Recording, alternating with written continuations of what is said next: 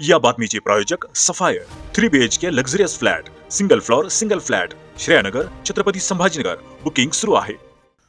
शिवरेतील प्राथमिक आरोग्य केंद्रात सध्या वैद्यकीय अधिकाऱ्यांची मनमानी सुरू असून सकाळी 8:30 वाजता आरोग्य केंद्रात येऊन ओपीडीचे काम पाहणे गरजेचे असताना तब्बल 2 तास सतत उशिरा येऊन रुग्ण तपासणी करण्याचा दैनंदिन प्रकार सुरू आहे.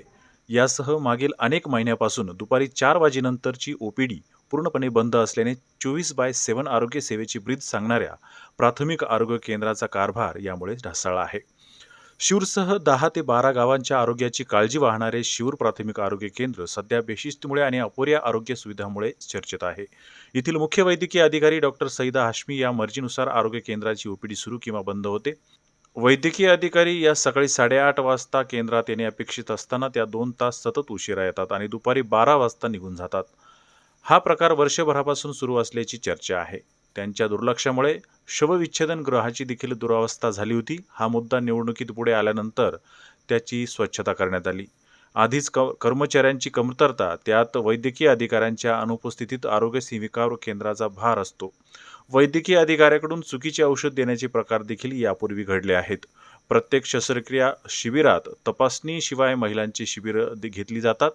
बाहेरील उपकेंद्रावर काम करणारे कर्मचारी देखील शिरूर येथेच हजेरी लावत असल्याचा प्रकार देखील समोर आलाय. एकूणच शिरूर प्राथमिक आरोग्य केंद्राचा कारभार यामुळे ढासळला असल्याचे बोलले जात आहे.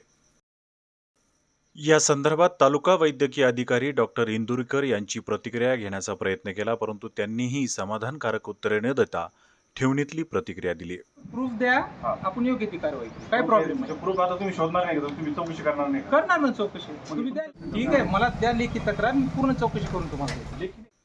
तसेच यासंबंधी वैद्यकीय अधिकारी डॉक्टर सईदा हाशमी यांना देखील विचारणा केली असता त्यांनी असं काहीच होत नसल्याचा निर्वाळा केला. परंतु तरीही परिस्थिती यापेक्षा वेगळी नसल्याचे यातून दिसून आले. तुम्ही समजून घ्या, असं काहीच नाहीये. असं काही आहेच नाही. 24 तास आपला दवाखाना सुरू आहे.